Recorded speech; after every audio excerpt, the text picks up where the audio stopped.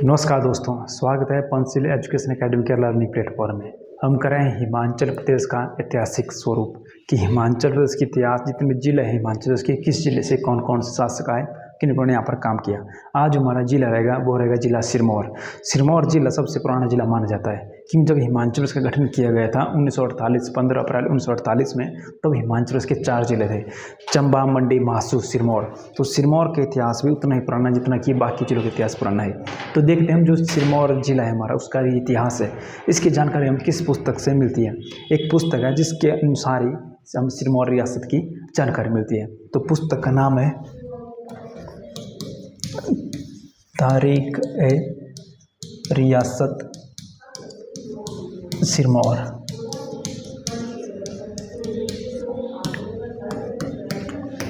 इस पुस्तक से हमें किस जिले की जानकारी मिलती है? सिरमौर की। या क्वेश्चन आ सकता है यहाँ से कि सिरमौर के इतिहास की जानकारी हमें किस पुस्तक के द्वारा मिलती है? तो पुस्तक हो जाएगी तारीख ए रियासत सिरमौर। और लिखी किसने थी?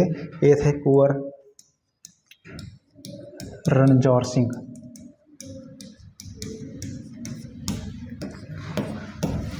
इन्होंने क्या किया? इस पुस्तक को लिखा था। पुस्तक है जाएगी तारीख ए रियासत सिरमौर। इस पुस्तक के द्वारा ही सिरमौर के इतिहास की हमें जानकारी मिलती है।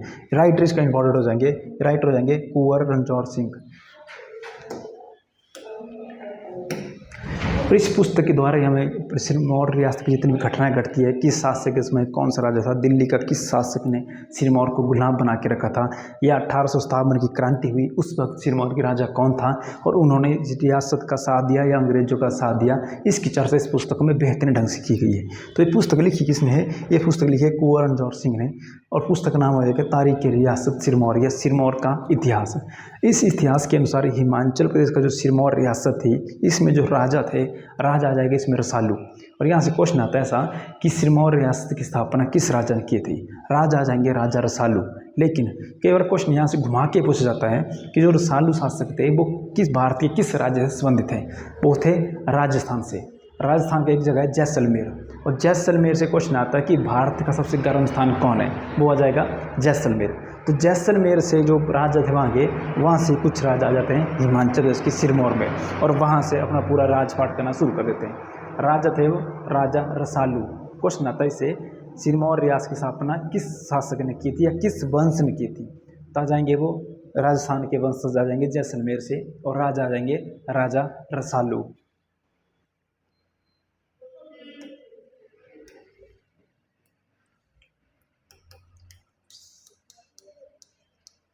सिरमौर रियासत के संस्थापक। इंपॉर्टेंट क्वेश्चन है, वो कौन थे? वो थे राजा रसालू। राजा रसालू। एक्चुअली यहाँ से क्या क्वेश्चन आता है, कई बार यहाँ से क्वेश्चन आता है, मैक्सिमम बच्चे से भी कन्फ्यूज हो जाता है कि राजा रसालू ने किन्नौर की स्थापना की थी कि सिरमौर की? इन्होंने की थी सिरमौर की। और किन्नौर की थी जो श्री कृष्ण के वंशज थे, श्री कृष्ण के बेटे थे प्रद्युम्न, उन्होंने किसकी स्थापना कर दी थी? किन्नौर की। लेकिन इन्होंने किसकी कर दी? सिरमौर की। राजा रसालू थे कहाँ के? ये थे राजस्थान के, जगह थी वो जैसलमेर। जैसलमेर।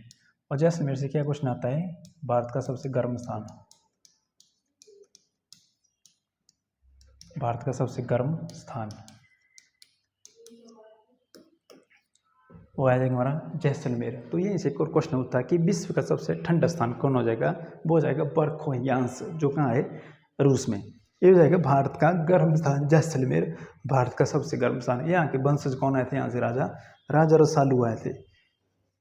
मतलब राजस्थान से संबंधित है किस चीज़ का इतिहास? हमारे सिरमौर के इतिहास। किस संबंधित जाएंगे? राजस्थान से राजा जाएंगे रसालू, जिसकी स्थापना कर थी इन्होंने किसकी? सिरमौर रियासत की। इसके बाद क्या होता है, यहाँ आपके जो शासक होते हैं वो अपने नाम के पीछे एक नया शब्द जोड़ते हैं, प्रकाश। जैसे मंडी के जो शासक होते हैं उनके नाम के पीछे लगता है सेन। जब सेन लगा होगा तो हो जाएंगे मंडी के शासक। अगला लगा होगा पाल, तो वह जाएंगे कुल्लू के। अगला लगा होगा चंद, तो ये राजा जाएंगे बिलासपुर के। अगर पीछे लगा होगा बर्मन, तो ये राजा जाएंगे चंबा के। अगर ऐसे लगा होगा प्रकाश, अगर किसी राजा के पीछे लगा होगा प्रकाश तो वे आ जाएंगे सिरमौर के।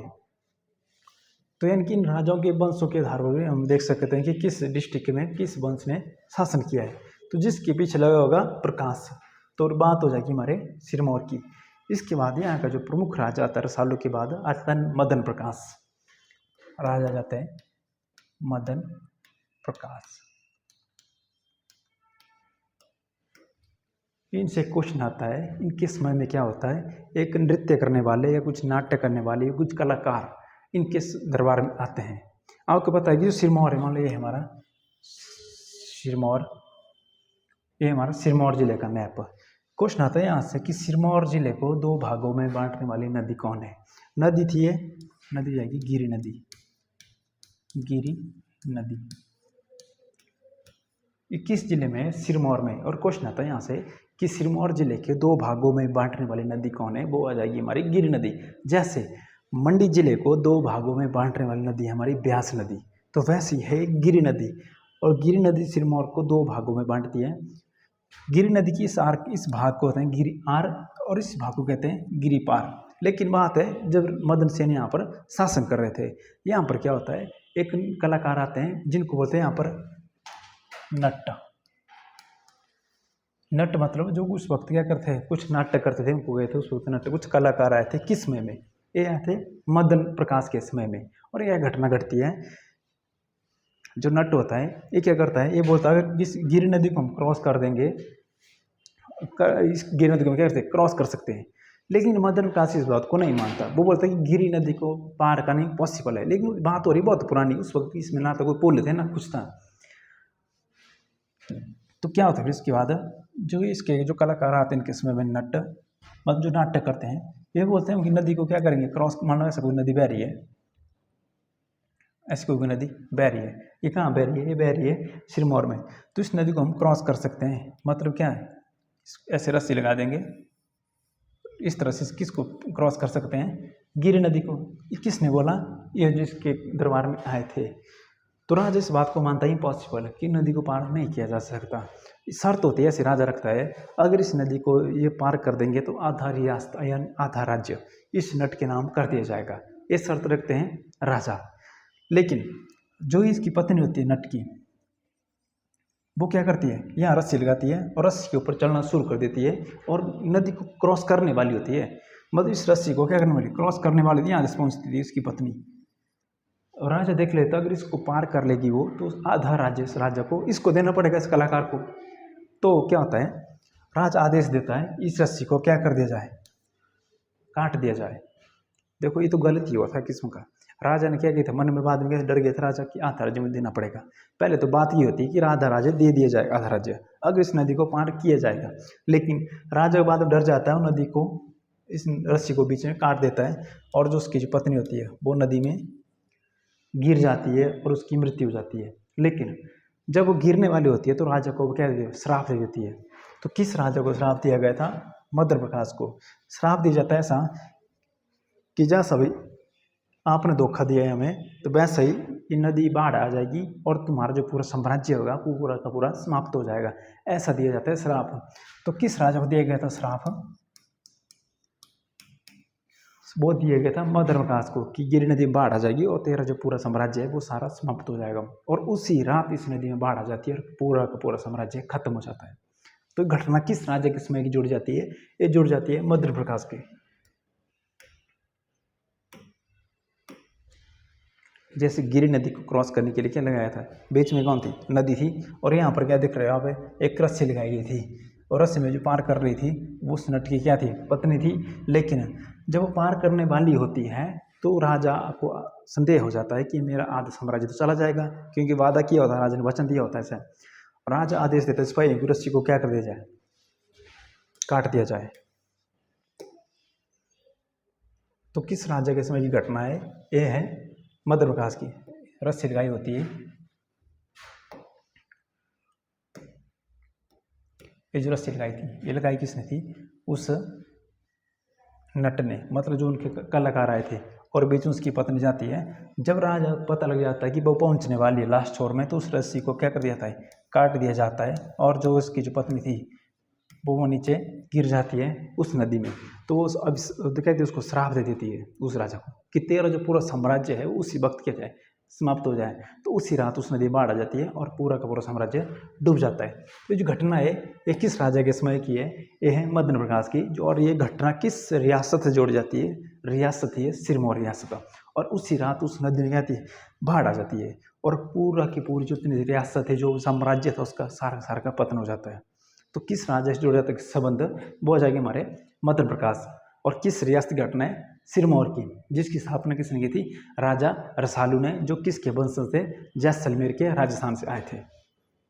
इसके बाद जो अगले शासक आते हैं सूरज प्रकाश।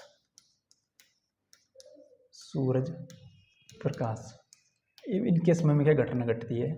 इनके समय में घटना घटती है, क्या घटती है कि इनके समय में जो जनता होती है यहाँ की, राज्य के खिलाफ क्या करती है? विद्रोह कर देती है। तो सिरमौर के किस राजा के समय में वहाँ की जनता ने विद्रोह कर दिया था? वो आ जाएंगे हमारे सूरज प्रकाश। क्या जाता है? जनता द्वारा विद्रोह। और देखो कैसा राजा था, अभी इसकी जनता ने इसके खिलाफ क्या कर दिया था? विद्रोह। मतलब अत्याचारी शासक होना था, लेकिन इस विद्रोह को इसकी बेटी दबा देती है।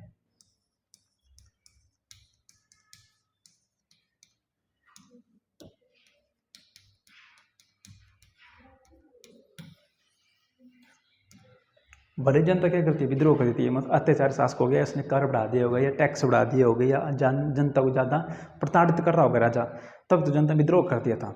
राजा कौन थे? सूरज प्रकाश। बस यही घटना है इनके समय में। अगले जो राजा आते हैं वो आते हैं भगत प्रकाश। इस सिरमौर रियासत के सबसे अयोग्य शासक।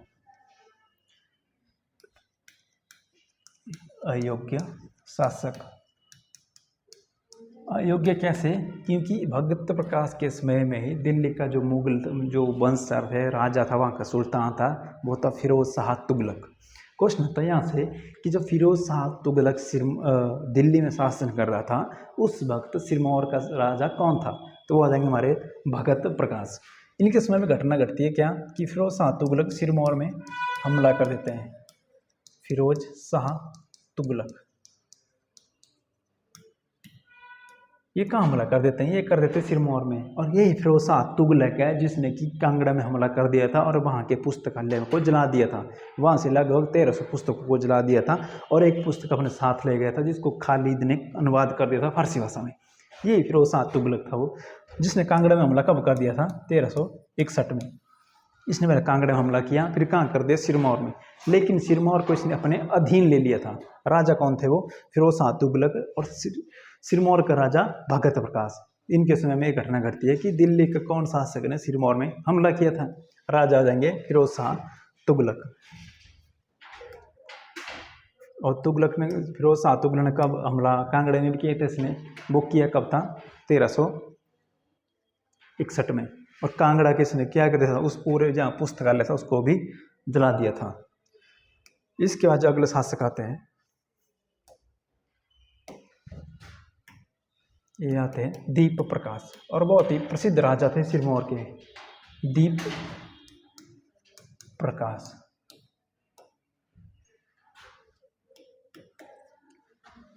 प्रसिद्ध क्यों? क्योंकि 2 मंदिरों का निर्माण कराते दीप प्रकाश। और बहुत बार क्वेश्चन ये से आते हैं कि एक मंदिर है हाटकोटी का, कि हाटकोटी का मंदिर किस राजा ने बनाया था? वो बनाया था दीप प्रकाश ने। और ये मंदिर है कहाँ वर्तमान समय में? ये है रोहड़ू में। मंदिर कौन आ जाएगा? हाट कोटी मंदिर। वर्तमान समय में कहाँ है? रोहड़ू में। रोहड़ू कहाँ है? शिमला में। तो हाटकोटी का मंदिर किस राजा ने बनाया था? सिरमौर के किस वंशज ने या किस शासक ने? वो आ जाएगा दीप प्रकाश। बहुत ही प्रसिद्ध शासक राजा थे। इन्होंने वास्तुकला को बहुत ही बड़े स्तर पर बढ़ा दिया। सिरमौर के भव्य मंदिर का निर्माण किया। उसमें से एक उदाहरण है हमारा हाटकोटी का मंदिर। और बहुत ही प्रसिद्ध मंदिर है, यानी भारत में बहुत ही जो टॉप 10 मंदिर आएगी उनमें से माना जाना मंदिर आ जाएगा हाटकोटी का मंदिर। और बहुत आस्था है यहाँ लोगों की। यहाँ क्या था? जो मंदिर है यहाँ पर क्या था? 2 घड़े रखे थे, बहुत बड़े बड़े बर्तन रखे थे, बड़े बड़े। जब रोहड़ू जो है ना, वह जहाँ पर एक नदी आ रही है, पब्बर नदी, जब पब्बर नदी में बाढ़ आती थी, जो जाटकोटी में जो मंदिर रखे थे, जो घड़े रखे थे बहुत बड़े बड़े बर्तन, वो उस नदी की ओर चलना शुरू कर देते थे। तो दो बर्तन थे, एक बर्तन खुद ही चल पड़ते थे वो नदी की ओर, एक चला गया था और दो बर्तन थे, एक वहीं अभी रखा गया, जिसको जो जब भी पब्बर जो नदी है, पब्बर नदी, जिसमें बाढ़ आती है, पानी स्तर बढ़ जाता है, तो उस बर्तन से अपनी अलग अलग आवाज़ें निकलना शुरू हो जाती है, आज तक भी। इतना इंपॉर्टेंट मंदिर हो जाएगा हाटकोटी का मंदिर। राजा कौन हो जाएंगे? राजा दीप प्रकाश। ये जो मंदिर है, यही मंदिर है हाटकोटी मंदिर। और किस राजा ने बनाया है? राजा आ जाएंगे ये दीप प्रकाश। जैसे यहाँ एक बर्तन रखा है, ये बर्तन, और देखूंगे यहाँ थोड़ा दिख रहा आपको, यहाँ चेन जैसी लगी है, इस चेन से बांधा गया है इस बर्तन को। और बोला जाता है जो चेन है, इसके एक सिरा तो यहाँ है और दूसरा सिरा जो माता का अंदर मूर्ति रखी है उसके पाँव में बंधा हुआ है। एक्चुअली जो यहाँ एक जगह है, यहाँ भी खाली ऐसी, यहाँ भी क्या था, बिल्कुल ऐसा ही बर्तन था यहाँ भी, लेकिन वो मंदिर जो बर्तन था खुद ही चला गया था नदी की ओर। जब यहाँ बारिश होती थी उस बर्तन में कंपन शुरू हो जाती है, मतलब ये तो लॉजिक तो बन क्या होगा यहाँ पर, लेकिन जब बारिश होती है तो बर्तन अपने आप ही हिलना शुरू हो जाते थे। एक तो चला गया था, दूसरा भी जानने वाला था, इसको चेन से बांध के रखा गया है। तो यह समंदर हिमाचल का एकमात्र ऐसा मंदिर है जहाँ पर ऐसी घटना देखने को मिलती है। मंदिर हो जाएगा हाटकोटी का मंदिर। जैसे यहाँ दिख रहा है वो एक बर्तन, ठीक ऐसा यहाँ भी था जो चला गया था किस नदी में? पब्बर नदी में। और बहुत ही प्रसिद्ध मंदिर है हाटकोटी का मंदिर। और इस मंदिर की जो मूर्ति है वो अष्ट धातु की बनी हुई है। मैक्सिमम हिमाचल में इतनी मूर्तियाँ बनी हैं अष्ट धातु की बनी है, जिस धातु को आज तक पता नहीं लगा गया कि वो किस धातु की बनी है। जो बर्तन है जो बाहर रखा गया है, माना जाता है जो माता की मंदिर है, मूर्ति है, इसके एक पाँव से उसका एक छोर बंधा हुआ है, या ऐसा बोला जाता है कि माता ने मंदिर इस बर्तन को अपने पाँव से रखा है। तो किस राजा ने बनाया था? राजा जाएंगे दीप प्रकाश। और अगला मंदिर आ जाएगा दीप प्रकाश ने बनाया था। यहाँ से क्वेश्चन बार बार आता है कि अन्य कौन सा मंदिर बनाया था? वो आ जाएगा मंदिर बालासुंदरी मंदिर। बालासुंदरी मंदिर का निर्माण भी किस राजा ने कराया था? दीप प्रकाश ने। और यहाँ से एक और क्वेश्चन बनता है कि 84 घंटियों वाली देवी किस जिले में है? इसी मंदिर को बोला जाता है 84 घंटियों वाली देवी। हिमाचल से बहुत ही प्रसिद्ध मंदिर है। मंदिर में जैसे 84 मंदिरों की भूमि सिरमौर, 84 मंदिरों की भूमि आ जाएगा हमारा भरमौर, और 84 घंटियों की भूमि मंदिर आ जाएगा हमारा सिरमौर। भरमौर कहाँ है? चंबा में, जिसका पुराना नाम क्या था? ब्रह्मपुर, जो कि चंबा रियासत की राजधानी थी। तो ये मंदिर का निर्माण किसने कराया था? इस मंदिर का निर्माण भी राजा दीप प्रकाश ने कराया था। दो मंदिर थे, एक आ जाएगा हाटकोटी, एक आ जाएगा बाला सुंदरी मंदिर। और इसी मंदिर को क्या बोला जाता है? 84 घंटियों वाली देवी। और 84 मंदिरों की भूमि ये जाएगी हमारी भरमौर। और भरमौर का प्राचीन नाम ब्रह्मपुर। जो ब्रह्मपुर था किस रियासत की राजधानी रह चुकी है? ये रह चुकी है चंबा रियासत की। चंबा शहर अलग है और चंबा रियासत अलग है।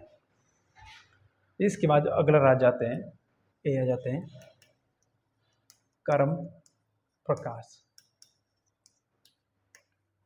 अब कर्म प्रकाश भी अपने जो पिछले राजा ने काम किया था उसको आगे बढ़ाते हैं। ये क्या कर देते हैं? जगन्नाथ मंदिर का निर्माण कर देते हैं।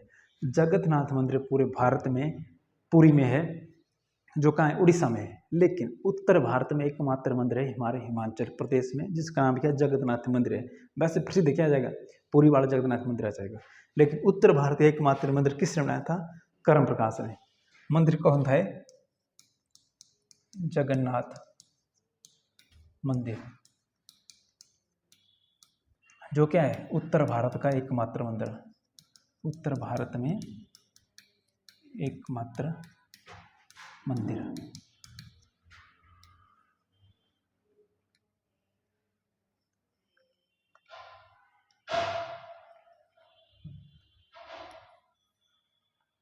जैसे यहाँ जैसे है उड़ीसा, यहाँ पर मंदिर है जगन्नाथ का। लेकिन हिमाचल प्रदेश के यहाँ भी कौन सा मंदिर है?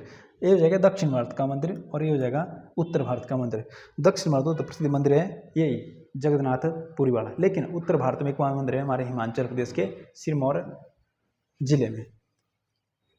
और बनाया किस राजा ने था? कर्म प्रकाश से। बहुत इंपॉर्टेंट है कि हिमाचल प्रदेश में भी एक मंदिर है जगन्नाथ मंदिर। राजा जाएगा जगत प्रकाश और मंदिर जगन्नाथ मंदिर, और बहुत ही सुंदर मंदिर है सिरमौर का। और यानी कि जहाँ पर जगह सोचो, जहाँ जब मेला लगता है पुरी में जगन्नाथ मेला, तो यहाँ भी भव्य यात्रा निकाली जाती है जगन्नाथ की। इसके बाद अगले राजा आते हैं जोग प्रकाश। राजा जोग प्रकाश। इस राजा के समय घटना घटती है कि सिरमौर में गुरु गोविंद सिंह जी आते हैं सिरमौर में। गुरु गोविंद सिंह जो सिख धर्म के 10वें गुरु थे, 10वें, उसके अंतिम यही थे 10वें गुरु। उसके बाद ग्रंथ साहिब को मान दिया गया, ये आगे राजा ये इनका शासक घोषित किया गया था गुरु ग्रंथ साहिब। अंतिम गुरु गुरु गोविंद सिंह। तो 21 के समय में सिरमौर आते हैं जोग प्रकाश के, और यहाँ पर एक गुरुद्वारा का निर्माण करते हैं गुरु गोविंद सिंह, जिसे कहते हैं पांवटा साहिब। पांवटा साहिब। एक्चुअली क्या होता है, जब गुरु गोविंद सिंह इस स्थान से गुजर रहे थे तो उनका घोड़ा एकदम वहाँ रुक गया था अचानक ही। तो घोड़ा रुकने के कारण यहाँ पर उन्होंने अपनी लाइफ के 4.5 साल बिताए थे। तो इसी नाम जगह का नाम पड़ गया पांवटा साहिब। मतलब घोड़े का पाँव अचानक ही क्या था, टिक गया था, रुक गया था, उसके कहते हैं पाँव टिका। पहले उसका नाम था पाँव टिका, कि घोड़े का पाँव क्या था, अपने आप रुक गया था वहाँ पर। और धीरे धीरे इसका नाम चेंज करते करते बन गया पांवटा साहिब। पहले इसका नाम क्या था, पाँव टिका, बाद में पांवटा साहिब। यहाँ पर इन्होंने कितने साल बिताए थे, 4.5 साल। और इसी पांवटा साहिब गुरुद्वारे में इन्होंने 10म ग्रंथ की रचना कर दी थी। 10म ग्रंथ। कई बार क्वेश्चन आता है कि 10म ग्रंथ की रचना किसने की थी? वो की थी गुरु गोविंद सिंह ने। और की कहाँ थी? सिरमौर के पांवटा साहिब में। और इसी गुरुद्वारे में गुरु गोविंद सिंह के अस्त्र शस्त्र या उनके जो हथियार थे वहाँ पर रखे गए हैं। एक मंडी में, एक रिवालसर में, और तीसरे पांवटा साहिब में, जहाँ गुरु गोविंद सिंह के हथियार रखे गए हैं। इस समय क्या होता है, गुरु गोविंद सिंह जब सिरमौर आ रहे होते हैं तो इनका के साथ एक राजा के साथ द्वेष चल पड़ता है, मतलब लड़ाई शुरू हो गई होती है। वो राजा थे बिलासपुर के शासक भीमचंद। भीमचंद। लड़ाई किसके साथ हुई है? गुरु गोविंद सिंह। इन दोनों के बीच युद्ध होता है सिरमौर में ही, जबकि शासक कहाँ थे? बिलासपुर के। इन दोनों में क्या थे? लड़ाई हो जाती है एक सफ़ेद हाथी के लिए, जो कि हमने बिलासपुर के रियासत में पढ़ाया है। इन दोनों में लड़ाई हो जाती है और सिरमौर में एक मैदान है, भगानी का मैदान। भगानी का मैदान। जैसे पूरे भारत में प्रसिद्ध मैदान है पानीपत का मैदान, क्योंकि वहाँ पर बहुत सारी लड़ाइयाँ लड़ी गई हैं। जैसे तराइन का मैदान, पानीपत का मैदान बहुत ही प्रसिद्ध मैदान है। वैसे हिमाचल प्रदेश में अगर कैसे किसी मैदान को बोला जाए, वो हो जाएगा भगानी का मैदान। भगानी का मैदान, जहाँ पर किस किस का युद्ध हुआ था? भीमचंद और गुरु गोविंद सिंह का युद्ध हुआ था, और जिसमें भीमचंद क्या थे? पराजित हो जाते हैं। तो अब इसलिए बात है गुरु जोग प्रकाश से किसका साथ देंगे? गुरु गोविंद सिंह का साथ देंगे। तो बहुत ही प्रसिद्ध लड़ाई होती है यहाँ पर भगानी का मैदान में। लड़ाई होती है किन दोनों की? भीमचंद और गुरु गोविंद सिंह की। यहाँ से क्वेश्चन आता है कि भगानी का मैदान है वो किस युद्ध से संबंधित है, यानी कौन कौन शासक के बीच में लड़ाई हो गई थी? लड़ाई हो जाएगी थी भीमचंद और गुरु गोविंद सिंह। ये कहाँ के शासक थे? बिलासपुर के। तो जोग प्रकाश के समय में गुरु गोविंद सिंह कहाँ आए थे? ये आए थे सिरमौर में, और वहाँ पर किसका निर्माण कर दिया? एक बहुत ही सुंदर गुरुद्वारा बना दिया था। कई बार ये क्वेश्चन आता है यहाँ से, ये जो गुरुद्वारा है सिरमौर का, ये किस नदी के किनारे बना है? और मैक्सिमम बच्चे इसमें टिक लगाते हैं कि गिरी नदी, जबकि ये जो गुरुद्वारा है पांवटा साहिब, ये है यमुना नदी के किनारे स्थित है गुरुद्वारा। जो बनाया किसने था? गुरु गोविंद सिंह ने, जहाँ पर 10वीं ग्रंथ की रचना कर दी थी। और युद्ध होता है भगानी का युद्ध। इसके बाद अगले राजा आते हैं, राजा जगत प्रकाश। जगत प्रकाश। अब जगत प्रकाश के समय क्या घटना घटती है? ये भी एक मंदिर का निर्माण कराते हैं। मंदिर आ जाएगा कटासन देवी। कटासन देवी मंदिर। तो इस मंदिर का निर्माण किस राजा ने किया था? जगत प्रकाश ने। बहुत सुंदर मंदिर है विकटास, और बहुत ही इतिहास जुड़ा है सिरमौर का भी। तो राजा कौन थे? जगत प्रकाश। मंदिर आ जाएगा कटासन देवी मंदिर। जो कि सिरमौर के एक प्रसिद्ध मंदिरों में माना जाता है और इतिहास भी इसका उतना ही पुराना है। मंदिर जाएगा कटासन देवी मंदिर। अगला जो शासक आ जाएंगे इसमें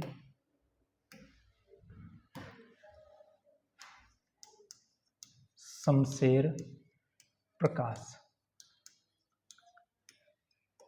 इनके समय में भारत में विद्रोह हो जाता है 1857 की क्रांति।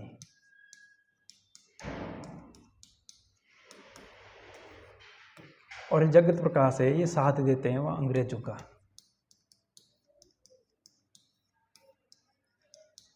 जितनी भी लड़ाइयाँ होती है हिमाचल की छोड़ो पूरे भारत में जब जब भी विद्रोह होते हैं जो यहाँ के स्थानीय राजा थे वो हर बार साथ देते थे अंग्रेजों का। उसी कारण भारत अन्य 200 साल गुलाम बना रहा। अगर इसी समय यहाँ के राजाओं ने साथ दिया होता यहाँ की स्थानीय जनता का तो हो सकता है भारत इसी समय भारत आज़ाद हो जाता। लेकिन इस वक्त कोई भी भारत के देश के बारे में नहीं सोच रहा था। क्या सोच रहे थे? अपने निजी स्वार्थ के बारे में। अंग्रेज यहाँ के स्थानीय राजाओं को लालच दे देते थे। किसी को लालच किसी प्रकार हो सकता है, पैसे का लालच हो सकता था, हथियारों का लालच हो सकता था या अन्य कारण जो भी हो सकते थे। तो हिमाचल के जितने भी राजा थे मैक्सिमम राजा ने साथ दिया अंग्रेजों का ही। चाहे बिलासपुर देखा हमने, बिलासपुर में राजा था हीरा ठाकुर, वो किसका, हीराचंद, वो किसका साथ देते अंग्रेजों का 1857 की क्रांति में। मैक्सिमम राजा ने साथ दिया अंग्रेजों का ही जो पहली बार स्वतंत्रता संग्राम किया गया था। उसके बाद इनको देते सात तोपों की सलामी। जब युद्ध शांत हो जाता है अंग्रेजों की जीत हो जाती है तो इन सात तोपों क्या दी जाती है? सलामी।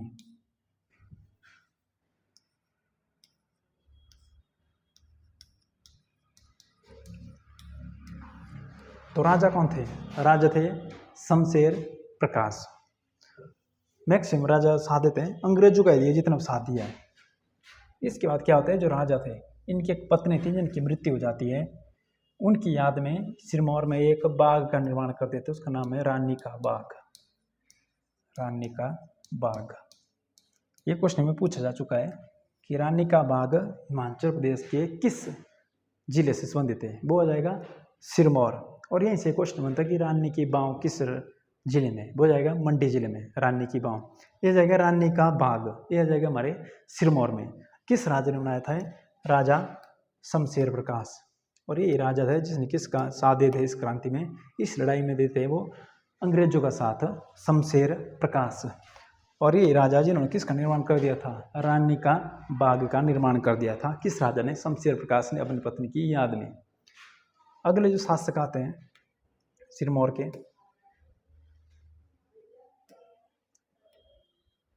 ये आते हैं अमर प्रकाश। राजा अमर प्रकाश। और मैक्सिमम राजा को अंग्रेजों का साथ देते हैं। अब इनके समय में क्या होता है? विश्व में प्रथम विश्व युद्ध की शुरुआत हो गई थी इसी के समय में।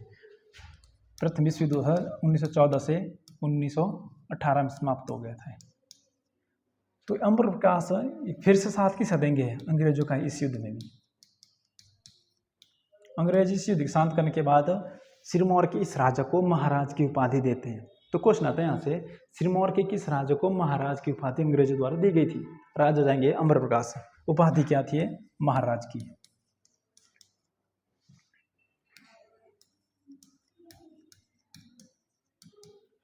देखो ये राजा थे तो पहले महाराजे, अंग्रेज बाद में इसको उपाधि देते हैं कि आप राजाओं के राजा, महाराजा या सम्राट, ऐसी उपाधि देते हैं अंग्रेज। और ये खुश हो जाते हैं यहाँ के राजा इस झूठी शान में। यही वो राजा थे सिरमौर के जिन्होंने अपनी, इनके एक बेटी थी इनकी, सिरमौर के राजा की अमर प्रकाश की एक बेटी थी, इनका नाम था महिमा। इस राजा की क्या थी? बेटी थी इसकी, बेटी का नाम था महिमा। ये जो लड़की थी इसकी महिमा, इसको छोटी आयु में पढ़ने का बहुत शौक था इसको, यानी जब देखती वो पढ़ती रहती थी वो, यानी पढ़ने का इसको शौक था।